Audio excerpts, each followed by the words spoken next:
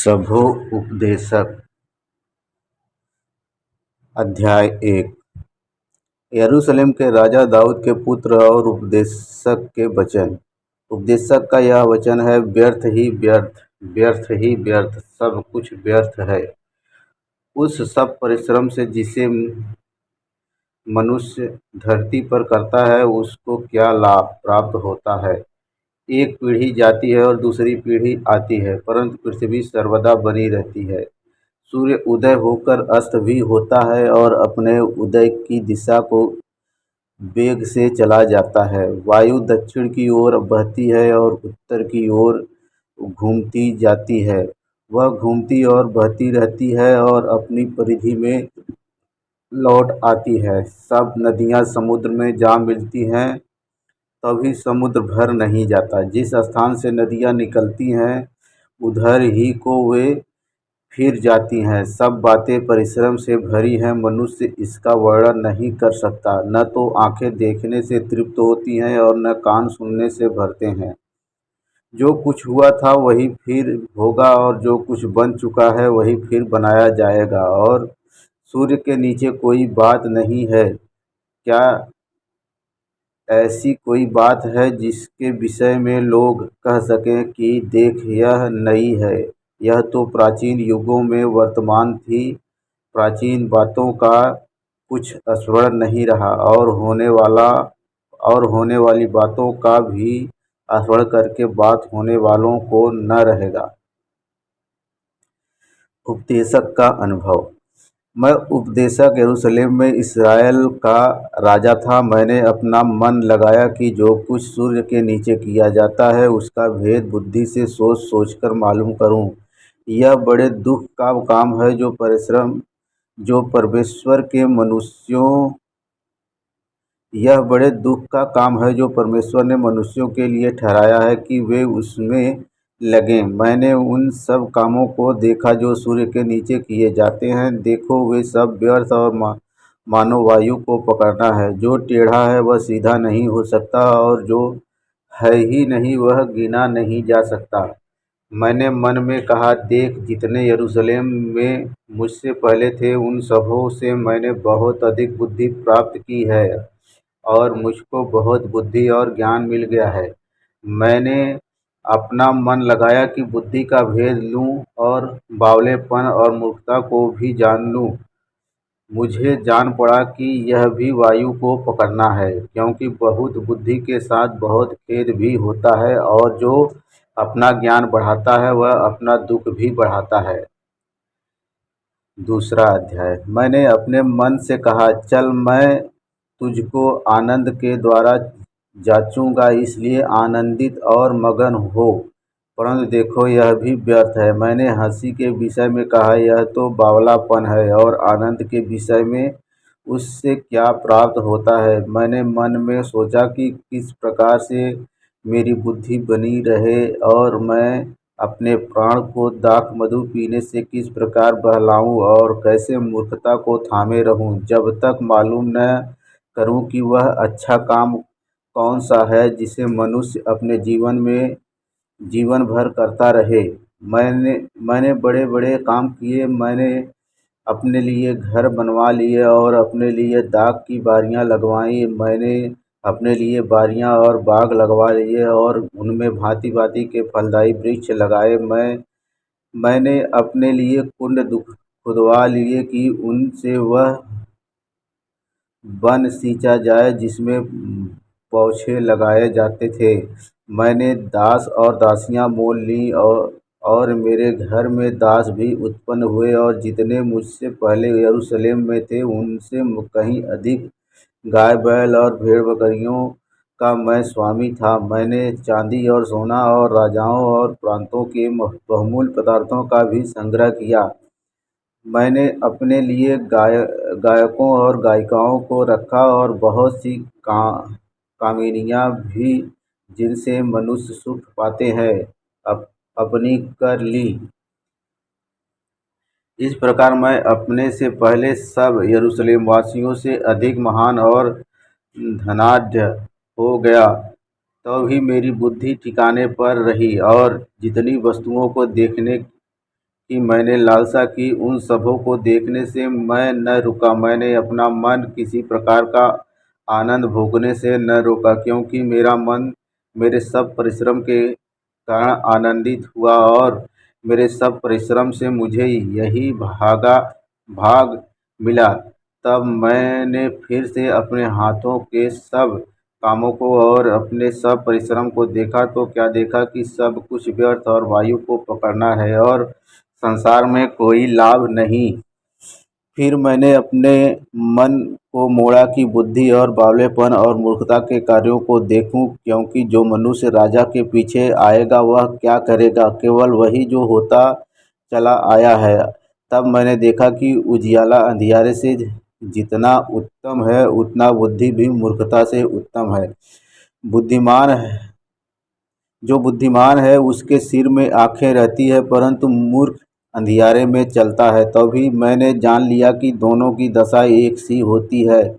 तब मैंने मन में कहा, जैसी मूर्ख की दशा होगी वैसी ही मेरी भी होगी। फिर मैं क्यों अधिक बुद्धिमान हुआ और मैंने मन में कहा कि यह भी व्यर्थ ही है, क्योंकि न तो बुद्धिमान का और न मूर्ख का स्मरण सर्वदा बना रहेगा, परंतु भविष्य में सब कुछ भुला दिया जाएगा।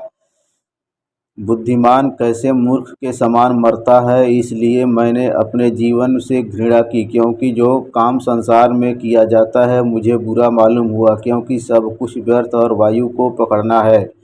मैंने अपने सारे परिश्रम के प्रतिफल से जिसे मैंने धरती पर किया था घृणा की, क्योंकि अवश्य है कि मैं उसका फल उस समय के लिए छोड़ जाऊं जो मेरे बाद आएगा। यह कौन जानता है कि वह मनुष्य बुद्धिमान होगा या मूर्ख। तभी धरती पर जितना परिश्रम मैंने किया और उसके लिए बुद्धि प्रयोग की, उस सब का वही अधिकारी होगा, यह भी व्यर्थ ही है। तब मैं अपने मन में उस सारे परिश्रम के विषय में जो मैंने धरती पर किया था निराश हुआ, क्योंकि ऐसा मनुष्य भी है जिसका कार्य परिश्रम और बुद्धि और ज्ञान से होता है और सफल भी होता है। तभी उसको ऐसे मनुष्य के लिए छोड़ जाना पड़ता है जिसने उसमें कुछ भी परिश्रम न किया हो। यह भी व्यर्थ और बहुत ही बुरा है। मनुष्य जो धरती पर मन लगा कर परिश्रम करता है उससे उसको क्या लाभ होता है। उसके सब दिन तो दुखों से भरे रहते हैं और उसका काम खेद के साथ होता है। रात को भी उसका मन चैन नहीं पाता, यह भी व्यर्थ ही है। मनुष्य के लिए खाने पीने और परिश्रम करते हुए अपने जीवन को सुखी रखने के सिवाय और कुछ भी अच्छा नहीं। मैंने देखा कि यह भी परमेश्वर की ओर से मिलता है, क्योंकि खाने पीने और सुख भोगने में मुझसे अधिक समर्थ कौन है। जो मनुष्य परमेश्वर की दृष्टि में अच्छा है उसको वह बुद्धि और ज्ञान और आनंद देता है, परंतु पापी को वह दुख भरा काम ही देता है कि वह उसको देने के लिए संचय करके ढेर लगाए। जो परमेश्वर की दृष्टि में अच्छा हो यह भी व्यर्थ और वायु को पकड़ना है।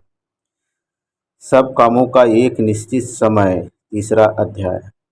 हर एक बात का एक अवसर और प्रत्येक काम का जो आकाश के नीचे होता है एक समय है।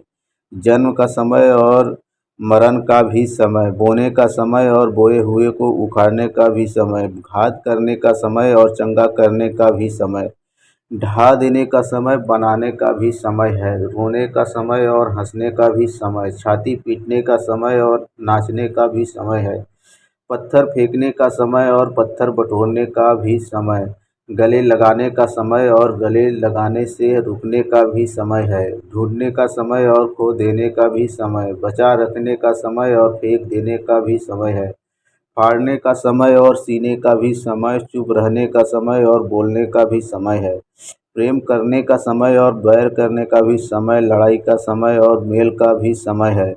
काम करने वाले को अपने परिश्रम से क्या लाभ होता है। मैंने उस दुख भरे काम को देखा है जो परमेश्वर ने मनुष्यों के लिए ठहराया है कि वे उसमें लगे रहें। उसने सब कुछ ऐसा बनाया कि अपने अपने समय पर वे सुंदर होते हैं।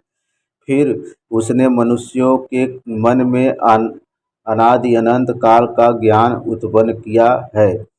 तभी जो काम परमेश्वर ने किया है वह आदि से अंत तक मनुष्य समझ नहीं सकता। मैंने जान लिया है कि मनुष्यों के लिए आनंद करने और जीवन भर भलाई करने के सिवाय और कुछ भी अच्छा नहीं। और यह भी परमेश्वर का दान है कि मनुष्य खाए पिए और अपने सब परिश्रम में सुखी रहे।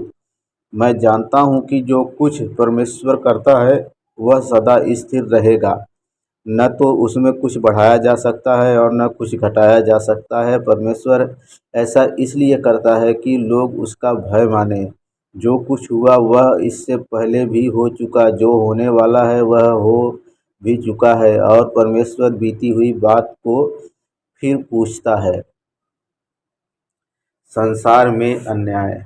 फिर मैंने संसार में क्या देखा कि न्याय के स्थान में दुष्टता होती है और धर्म के स्थान में भी दुष्टता होती है। मैंने मन में कहा, परमेश्वर धर्मी और दुष्ट दोनों का न्याय करेगा, क्योंकि उसके यहाँ एक एक विषय और एक एक काम का समय है। मैंने मन में कहा, यह इसलिए होता है कि परमेश्वर मनुष्यों को जांचे कि वे देख सके कि वे पशु समान है, क्योंकि जैसी मनुष्यों की वैसी पशुओं की भी दशा होती है। दोनों की वही दशा होती है, जैसे एक मरता वैसे ही दूसरा भी मरता है। सबों की श्वास एक सी है और मनुष्य पशु से कुछ बढ़कर नहीं। सब कुछ व्यर्थ ही व्यर्थ है, सब एक स्थान में जाते हैं, सब मिट्टी से बने हैं और सब मिट्टी में फिर मिल जाते हैं। क्या मनुष्यों का प्राण ऊपर की ओर चढ़ता है और पशुओं का प्राण नीचे की ओर जाकर मिट्टी में मिल जाता है,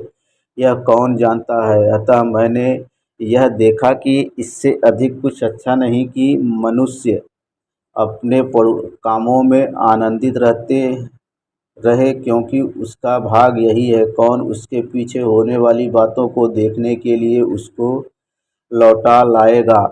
तब मैंने वह सब अंधेर देखा जो संसार में होता है, और क्या देखा कि अंधेर सहने वालों के आंसू बह बह रहे हैं और उनको कोई शांति देने वाला नहीं। अंधेर करने वालों के हाथ में शक्ति थी, परंतु उनको कोई शांति देने वाला नहीं था। इसलिए मैंने मरे हुओं को, जो मर चुके हैं, उन जीवितों से जो अब तक जीवित हैं, अधिक सराहा। वरन उन दोनों से अधिक अच्छा वह है जो अब तक हुआ ही नहीं, न ये बुरे काम देखे जो संसार में होते हैं। तब मैंने सब परिश्रम के काम और सब सफल कामों को देखा जो लोग अपने पड़ोसी से जलन के कारण करते हैं। यह भी व्यर्थ और मन का कुढ़ना है।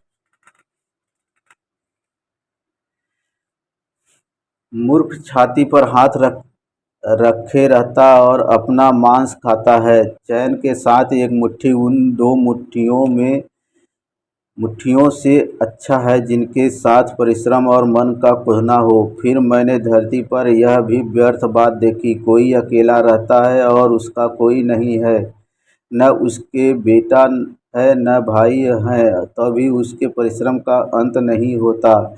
न उसकी आंखें धन से संतुष्ट होती है और न वह कहता है, मैं किसके लिए परिश्रम करता और अपने जीवन को सुख रहित रखता हूँ। यह भी व्यर्थ और निरा दुख भरा काम है।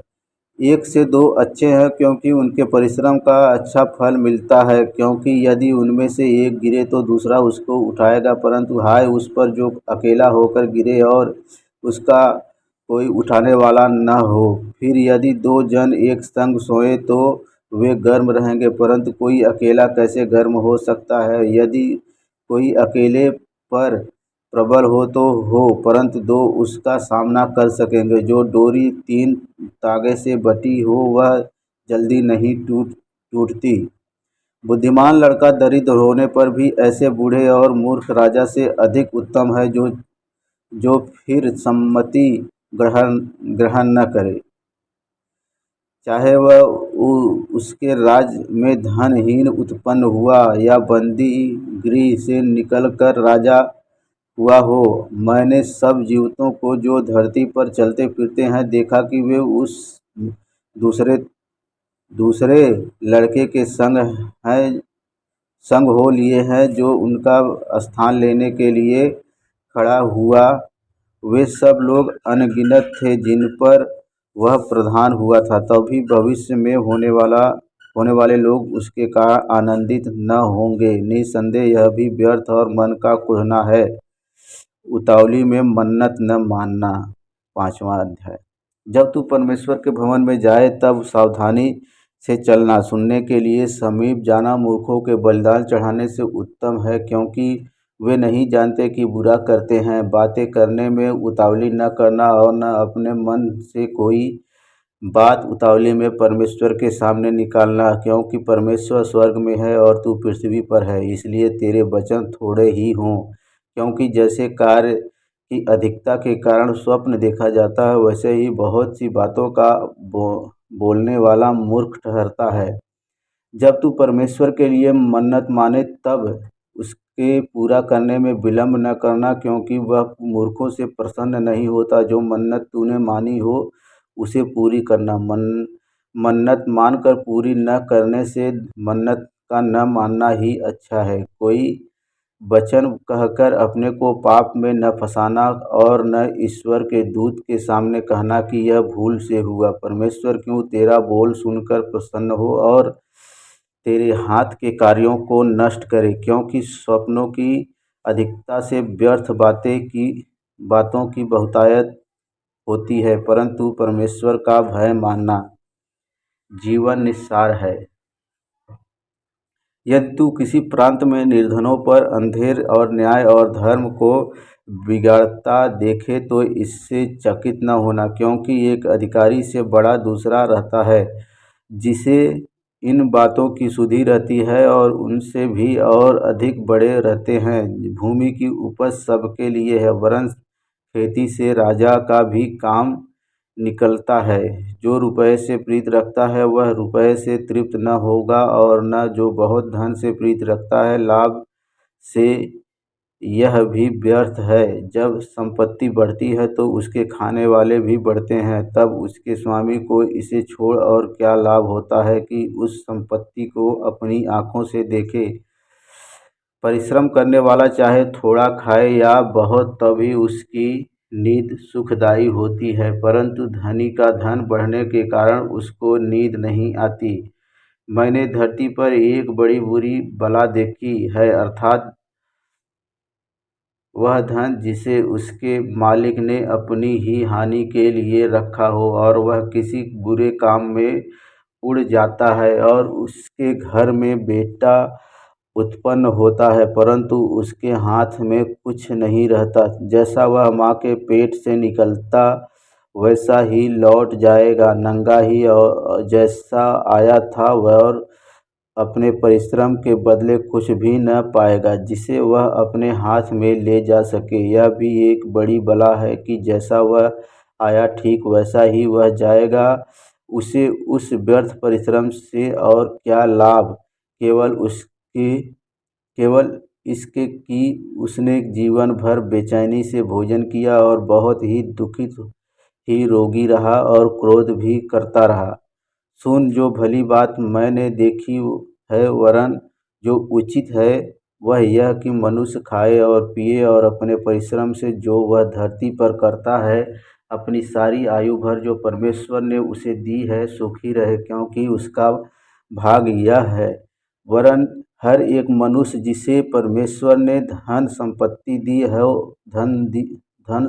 दी हो और उनसे आनंद भोगने और उसमें से अपना भाग लेने और परिश्रम करते हुए आनंद करने की शक्ति भी दी हो, यह परमेश्वर का वरदान है।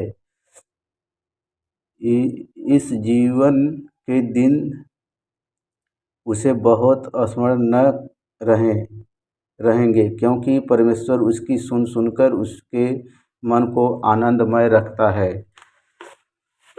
6वां अध्याय।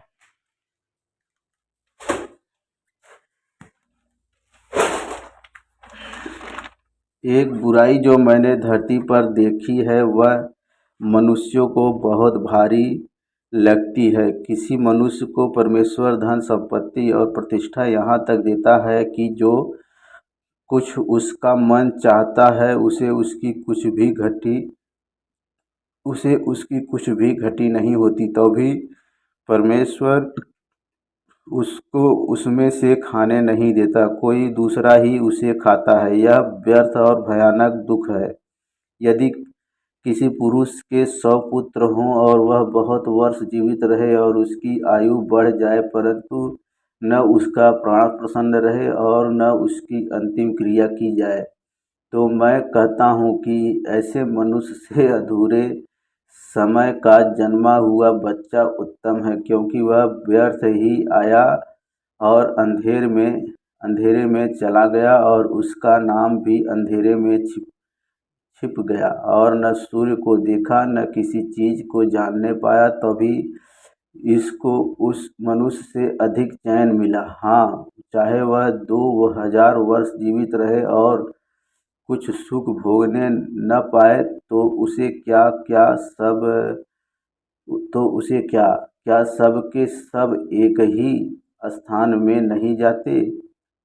मनुष्य का सारा परिश्रम उसके पेट के लिए होता है, तभी उसका मन नहीं भरता।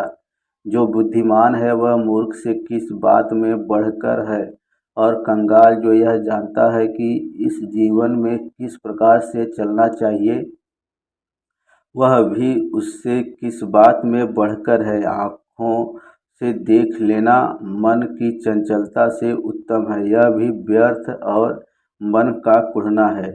जो कुछ हुआ है उसका नाम युग के आरंभ से रखा गया है, और यह प्रकट है कि वह आदमी है, कि वह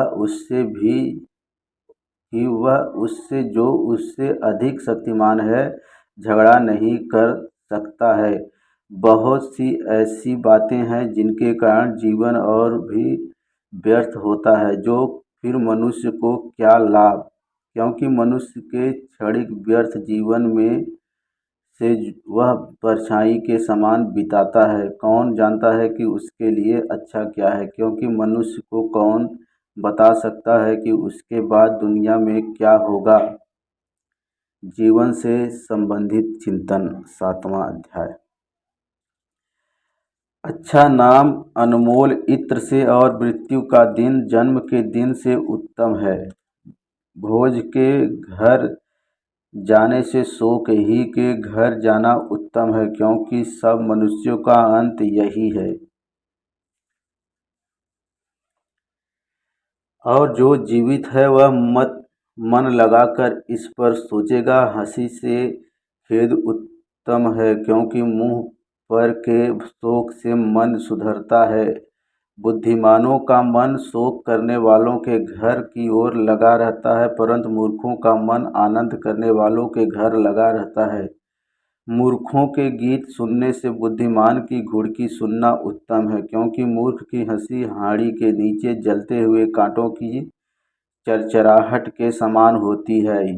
यह भी व्यर्थ है। निश्चय अंधेर से बुद्धिमान बावला हो जाता है और घूस से बुद्धि नष्ट होती है। किसी काम के आरंभ से उसका अंत उत्तम है, और धीरजवंत पुरुष अहंकारी से उत्तम है। अपने मन में उतावली से क्रोधित न हो, क्योंकि क्रोध मूर्खों ही के हृदय में रहता है। यह न कहना बीते दिन इनसे क्यों उत्तम थे, क्योंकि यह बुद्धिमानों से नहीं पूछता। बुद्धि मिरास के साथ अच्छी होती है, वरन जीवित रहने वालों के लिए लाभकारी है, क्योंकि बुद्धि की आड़ रुपये की आड़ का काम देता है। परंतु ज्ञान की श्रेष्ठता यह है कि बुद्धि से उसके रखने वालों के प्राण की रक्षा होती है। परमेश्वर के काम पर दृष्टि कर जिस वस्तु को उसने टेढ़ा किया हो, उसे कौन सीधा कर सकता है।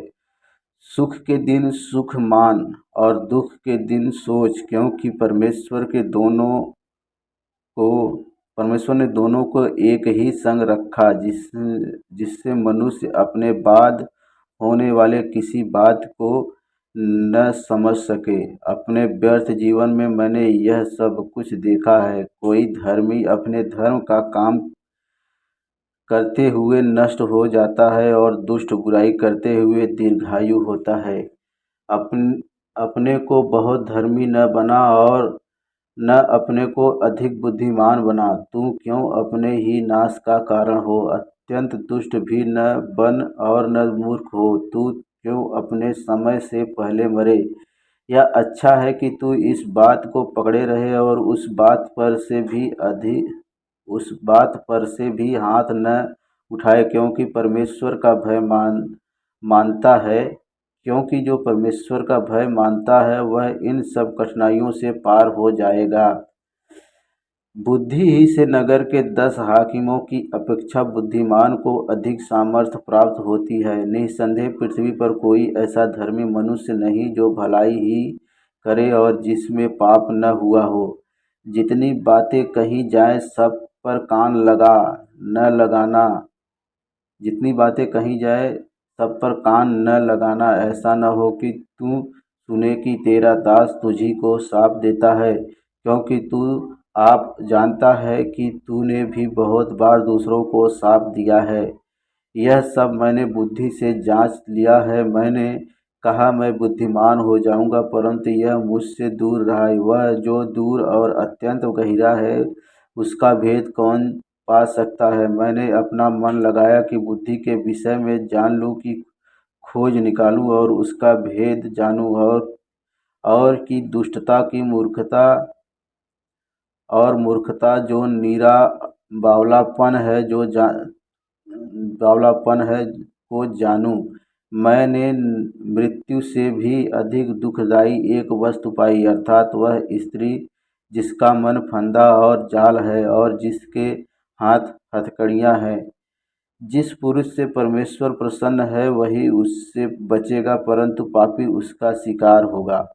देख, उपदेशक कहता है, मैंने ज्ञान के लिए अलग अलग बातें मिलाकर जांची और यह बात निकाली जिसे मेरा मन अब तक ढूंढ रहा है, परंतु नहीं पाया। 1000 में से मैंने एक पुरुष को पाया, परंतु उनमें एक भी स्त्री नहीं पाई। देखो, मैंने केवल यह बात पाई है कि परमेश्वर ने मनुष्य को सीधा बनाया, परंतु उन्होंने बहुत सी युक्तियां निकाली हैं। 8वां अध्याय। बुद्धिमान के तुल्य कौन है और किसी बात का अर्थ कौन लगा सकता है? मनुष्य की बुद्धि के कारण उसका मुख चमकता और उसके मुख को कठोरता दूर और उसके मुख की कठोरता दूर हो जाती है। राजा की आज्ञा मानना। मैं तुझे सम्मति देता हूँ कि परमेश्वर की शपथ के कारण राजा की आज्ञा मान। राजा के सामने से उतावली के साथ न लौटना और न बुरी बात पर हट करना, क्योंकि वह जो कुछ चाहता है करता है, क्योंकि राजा के वचन में तो सामर्थ्य रहती है और कौन उससे कह सकता है कि तू क्या करता है? जो आज्ञा को मानता है वह जोखिम से बचेगा और बुद्धिमान का मन समय और न्याय का भेद जानता है, क्योंकि हर एक विषय का समय और नियम होता है। यद्यपि मनुष्य का दुख उसके लिए बहुत भारी होता है, वह नहीं जानता कि क्या होने वाला है और कब होगा। यह उसको कौन बता सकता है? ऐसा कोई मनुष्य नहीं जिसका बस प्राण पर चले कि वह उसे निकलते समय रोक ले, और न कोई मृत्यु के दिन पर अधिकारी होता है, और न उसे लड़ाई से छुट्टी मिल सकती है, और न दुष्ट लोग अपनी दुष्टता के कारण बच सकते हैं। जितने काम धरती पर किए जाते हैं उन सब को ध्यानपूर्वक देखने में यह सब कुछ मैंने देखा, और यह भी देखा कि एक मनुष्य दूसरे मनुष्य पर अधिकारी होकर अपने ऊपर हानि लाता है। दुष्ट और धर्मी।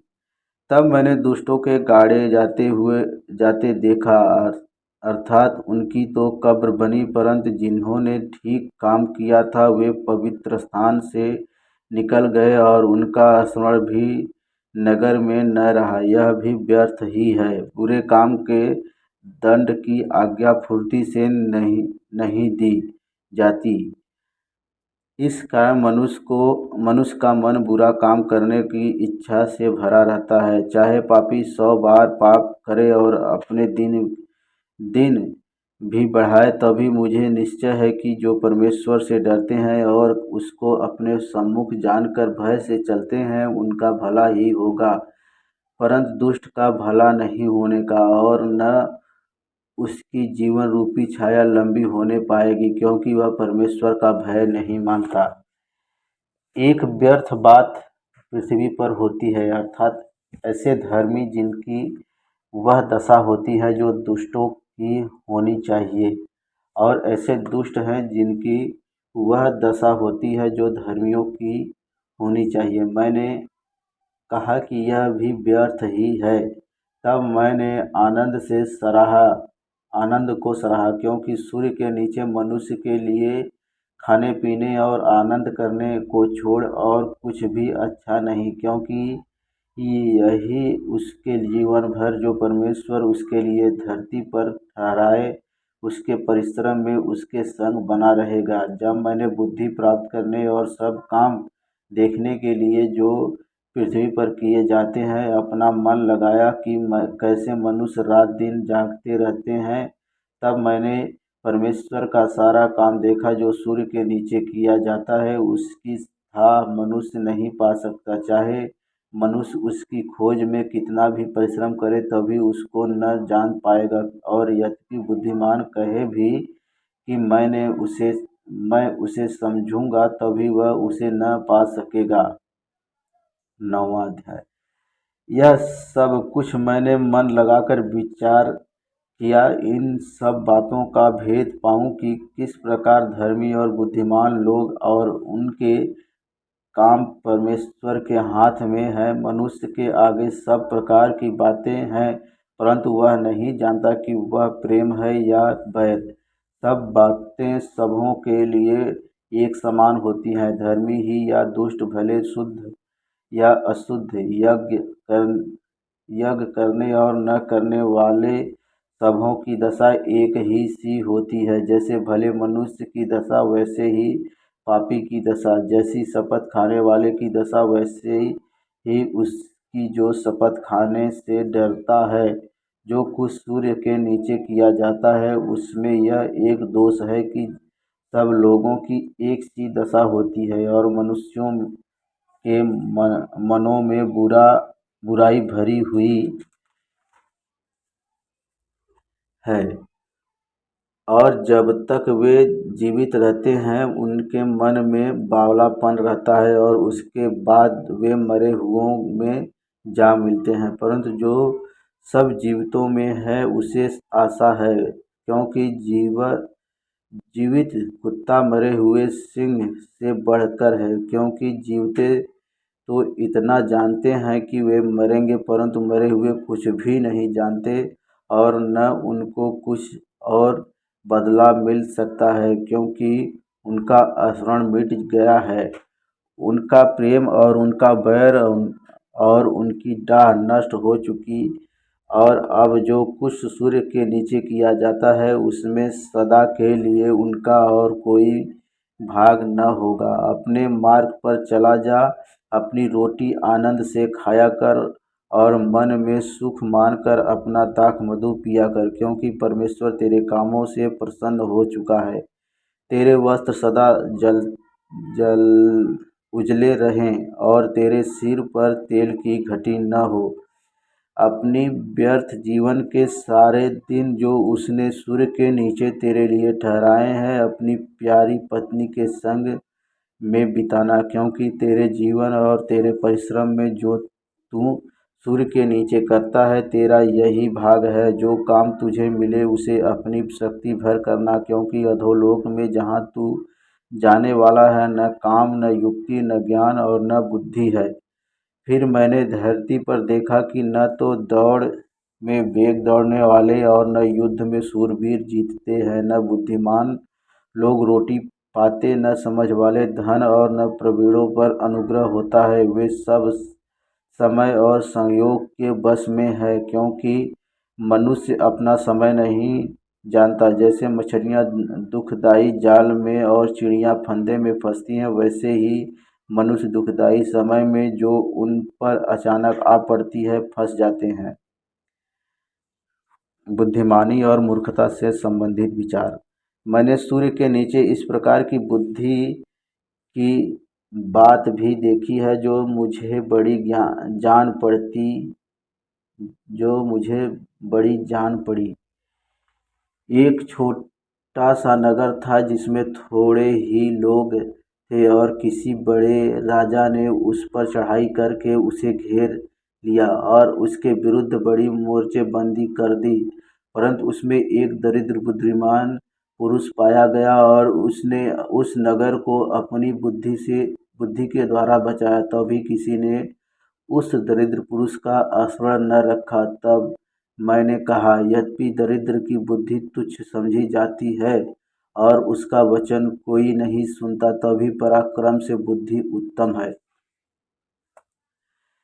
बुद्धिमानों के वचन जो धीमे धीमे कहे जाते हैं, वे मूर्खों के बीच प्रभुता करने वाले के चिल्ला चिल्ला कर कहने से अधिक सुने जाते हैं। लड़ाई के हथियारों से बुद्धि उत्तम है, परंतु एक पापी बहुत सी भलाई का नाश करता है। 10वां अध्याय। मरी हुई मक्खियों के कारण गंधी का तेल सड़ने और बसाने लगता है और थोड़ी सी मूर्खता बुद्धि और प्रतिष्ठा को घटा देती है। बुद्धिमान का मन उचित बात की ओर रहता है, परंतु मूर्ख का मन उसके विपरीत रहता है। वरन जब मूर्ख मार्ग पर चलता है तब उसकी समझ काम नहीं देती और वह सबसे कहता है, मैं मूर्ख हूँ। यद्यपि हाकिम का क्रोध तुझ पर भड़के तो अपना स्थान न छोड़ना, क्योंकि धीरज धरने से बड़े बड़े अपराध रुकते हैं। एक एक बुराई है जो मैंने सूर्य के नीचे देखी, वह हाकिम की भूल से होती है। अर्थात मूर्ख बड़ी प्रतिष्ठा के स्थानों में ठहराए जाते हैं और धनवान लोग नीचे बैठते हैं। मैंने दासों को घोड़ों पर चढ़े और रईसों को दासों के समान भूमि पर चढ़ते हुए देखा है। जो गड्ढा खोदे वह उसमें गिरेगा और जो बाड़ा तोड़े उसको सर्प डसेगा। जो पत्थर फोड़े वह उनसे घायल होगा और जो लकड़ी काटे उसे उसी से डर होगा। यदि कुल्हाड़ा थोथा हो और मनुष्य उसकी धार को पैनी न करे तो अधिक बल लगाना पड़ेगा, परंतु सफल होने के लिए बुद्धि से लाभ होता है। यदि मंत्र से पहले सर्प डसे तो मंत्र पढ़ने वाले को कुछ भी लाभ नहीं। बुद्धिमान के वचनों के कारण अनुग्रह होता है, परंतु मूर्ख अपने वचनों के द्वारा नष्ट होते हैं। उसकी बात का आरंभ मूर्खता का और उनका अंत दुखदायी बावलापन होता है। मूर्ख बहुत बातें बढ़ाकर बोलता है, तभी कोई मनुष्य नहीं जानता कि क्या होगा और कौन बता सकता है कि उसके बाद क्या होने वाला है। मूर्ख को परिश्रम से थकावट भी होती है, यहाँ तक कि वह नहीं जानता कि नगर को कैसे जाएं। हे देश, तुझ पर हाय, जब तेरा राजा लड़का है और तेरे हाकिम प्रातः काल भोज करते हैं। हे देश, तू धन्य है जब तेरा राजा कुलीन है और तेरे हाकिम समय पर भोज करते हैं, और वह भी मतवाले होने को नहीं वरन बल बढ़ाने के लिए। आलस के कारण छत की कड़ियाँ दब जाती हैं और हाथों की सुस्ती से घर चूता है। भोज हंसी खुशी के लिए किया जाता है और दाख मधु से जीवन को आनंद मिलता है और रुपयों से सब कुछ प्राप्त होता है। राजा को मन में भी साफ न देना, न धनवान को अपने शयन की कोठरी में साफ देना, क्योंकि कोई आकाश का पक्षी तेरी बाड़ी को ले जाएगा और कोई उड़ने वाला जंतु उस बात को प्रकट कर देगा।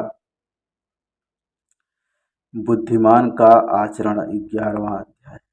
अपनी रोटी जल के ऊपर डाल दे, क्योंकि बहुत दिन के बाद तू उसे फिर पाएगा। 7 वरन 8 जनों को भी भाग दे।